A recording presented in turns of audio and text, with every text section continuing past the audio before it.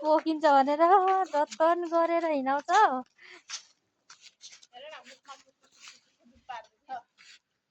अब टोक्ने हो है।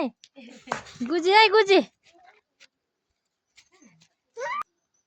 ए यता हेर्नु।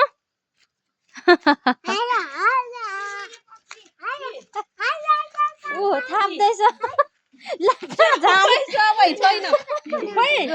कहाँ झारेछ?